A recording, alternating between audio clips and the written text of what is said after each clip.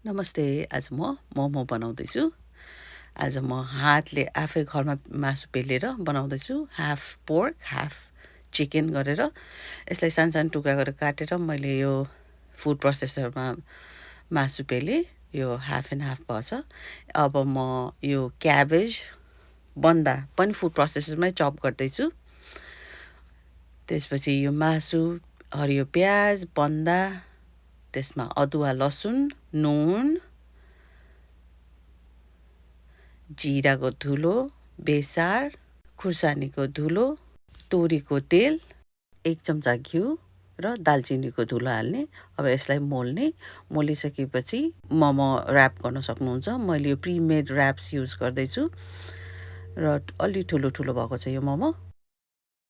मोमो तपाईँले स्टिमरमा राख्दा अलिकति ग्याप गरेर राख्नुहोला, हाफ इन्चेस जति। अब यो पानी उम्लिसकेको छ। यसमा तपाईँले 8 to 9 मिनट्स स्टिम गर्ने अनि तपाईँको मोमो रेडी हुन्छ।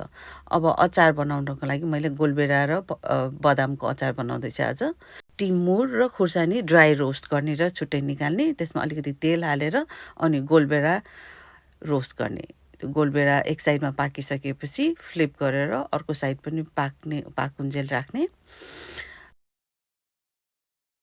अनि अब ब्लेन्डरमा टिमुर, खुर्सानी, बदाम पहिला पेल्ने। त्यसमा तपाईँले नुन अलिकति हाल्ने स्वाद अनुसार। अनि त्यसमा गोलबेरा अघि पकाएको गोलबेरा हाल्ने र थोरै पानी हालेर सबै ब्लेन्ड गर्ने।